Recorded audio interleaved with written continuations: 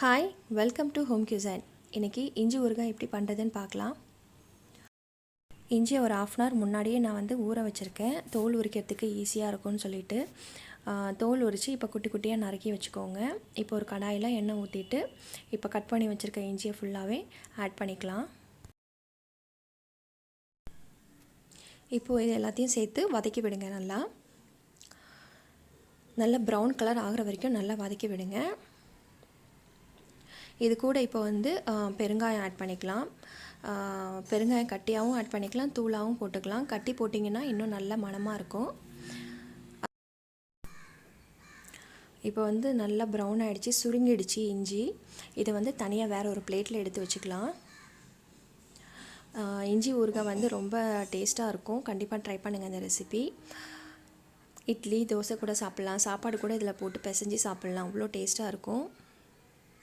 இப்போ துருவி வச்சுருக்க தேங்காய், அதே எண்ணெயிலேயே தேங்காய், அப்புறம் கொஞ்சமாக கருவேப்பிலையும் போட்டுக்கோங்க.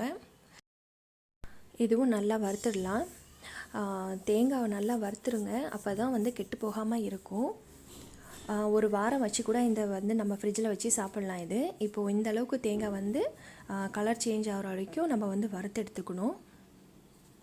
இப்போது அதை வேறு பிளேட்டில் எடுத்து வச்சிடலாம். இப்போது வறுத்த இஞ்சி, தேங்காய், கருவேப்பிலை இது பொடி பண்ணிடலாம். ஃபஸ்ட்டு இஞ்சியை பொடி பண்ணிடலாம். இஞ்சி பொடி ஆகிடுச்சி. இது கூட இப்போ வறுத்து வச்சுருக்க தேங்காயும் கருவேப்பிலையும் போட்டு பொடி பண்ணிக்கலாம்.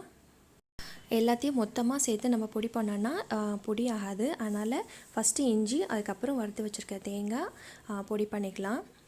இதுவும் பொடி ஆகிடுச்சி. இது கூட தேவையான அளவு புளி, தண்ணியும் இது கூட ஆட் பண்ணி பேஸ்ட் மாதிரி அரைச்சி எடுத்து வச்சுக்கோங்க.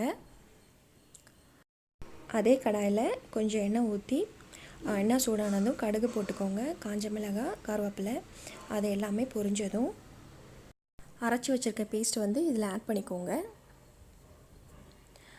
இதில் இப்போது தேவையான அளவு தண்ணியும் ஊற்றிக்கோங்க.